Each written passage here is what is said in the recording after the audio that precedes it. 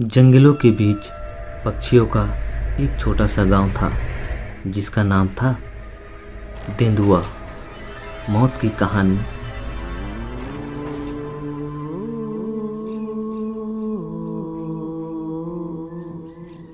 माँ, मुझे बचा लो माँ, मैं मरना नहीं चाहती हूँ माँ। मैं कैसी अभागी हूँ जो मैं कह भी नहीं सकती। बेटी, तू जल्दी लौट आना, क्योंकि मैं जानती हूँ अब कभी भी लौट कर नहीं आने वाली। बेटी, मुझे माफ़ कर देना बेटी। माँ, अपना और बाबा का ख्याल रखना। मैं जा रही हूँ माँ। अलविदा माँ।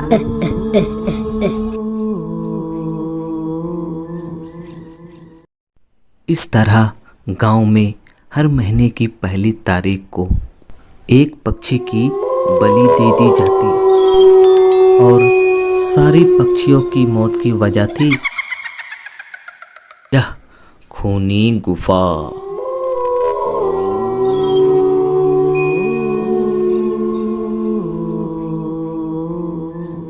इस गुफा के अंदर बेहद खूंखार चुड़ैल चील रानी रहती थी।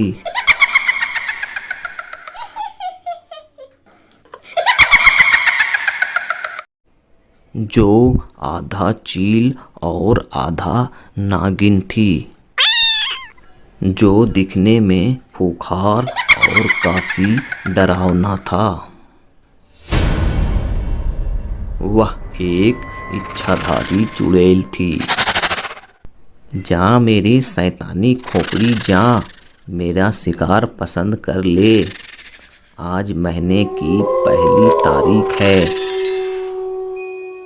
चुड़ैल की बात सुनकर हर महीने की पहली तारीख को वह खोपड़ी गुफा से बाहर निकलता है। चुड़ैल चील रानी की जय, चुड़ैल चील रानी की जय। ऐसा कहते कहते पक्षियों के गांव चला जाता है। किसी एक के घर के ऊपर जाकर बैठ जाता है। चुड़ैल चील रानी की जय, चुड़ैल चील रानी की जय, चुड़ैल चील रानी की जय।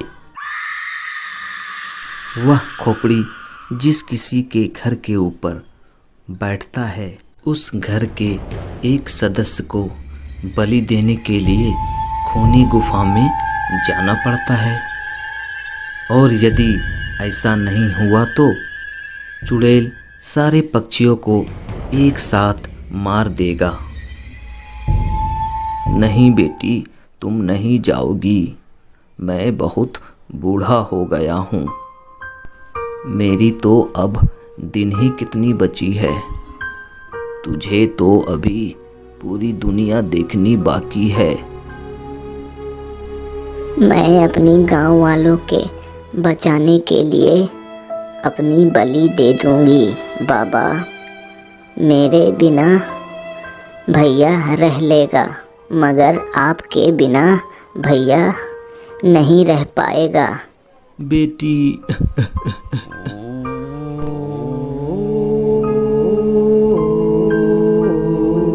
तभी भोला नाम का एक हंस सूखी लकड़ी की तलाश करते करते जंगल के बीच उस गांव में पहुंच जाता है।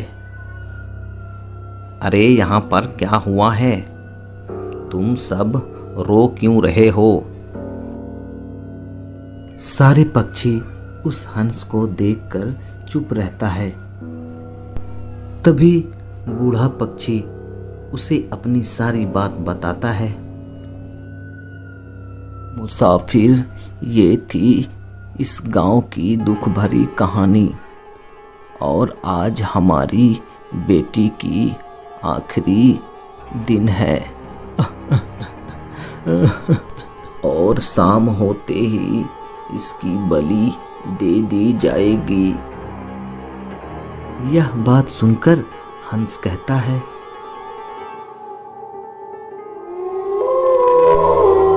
नहीं बाबा, तुम्हारी बेटी को कुछ नहीं होगा, क्योंकि इसकी जगह गुफा में मैं जाऊंगा। अरे नहीं नहीं मुसाफिर, तुम मुझे मेरे हाल में छोड़कर चले जाओ, वरना वह चुड़ैल तुम्हें भी मार देगा। अरे नहीं नहीं बाबा, आज हमारी मौत लिखी है तो वो होकर ही रहेगी, और अगर ऐसा ना हुआ तो मैं ज़रूर वापस आऊँगा। ये कहकर हंस उस खूनी गुफा में चला जाता है।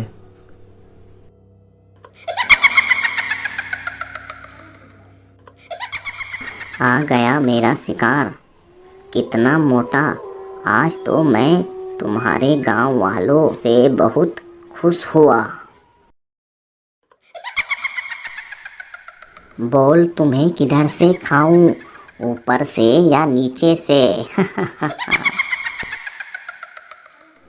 चुड़ैल चील रानी जी, आप तो मुझे मार ही दोगे, मगर मैं तो चैन से मर भी नहीं पाऊंगा, क्योंकि मेरे भेजे में ये बात हजम नहीं हुई। क्या तुम मुझे एक सवाल का जवाब दोगे ताकि मैं चैन से मर सकूं? चुड़ैल चील रानी जी।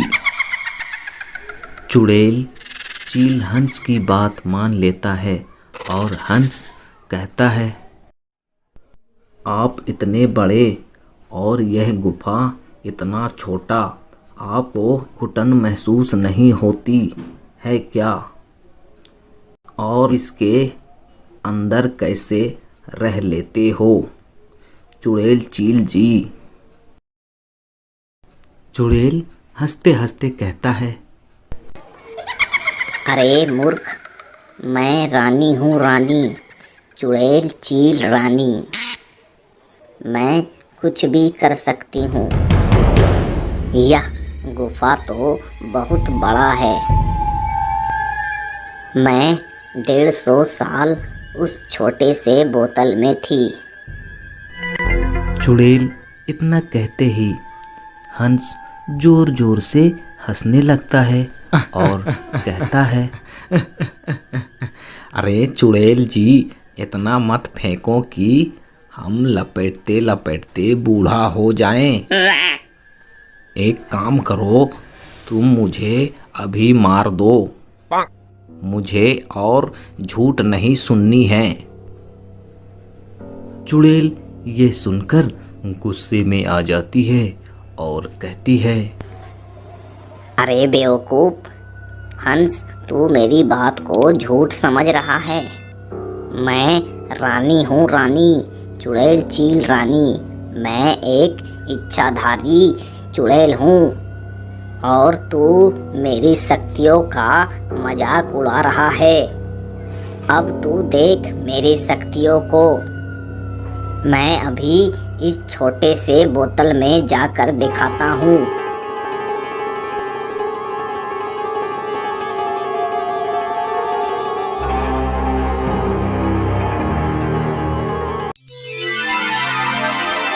चुड़ैल जैसे ही बोतल के अंदर जाता है, हंस होशियारी दिखाते हुए बोतल का ढक्कन बंद कर देता है। बाहर निकालो, मुझे बाहर निकालो। ढक्कन बंद कर देता है और कहता है, हा हा हा, अब कैसा लग रहा है बोतल के अंदर? चुड़ैल चील रानी जी, कर दिया ना तुझे बोतल में बंद। चील रानी, अब खेलते रहो बोतल में पानी पानी। हा हा हा।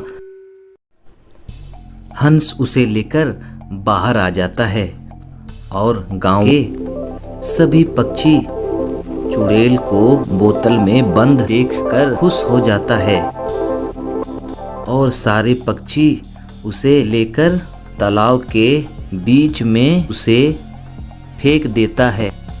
हंस की चालाकी से सारे पक्षी को हमेशा के लिए उस चुड़ैल से पीछा छूट जाता है।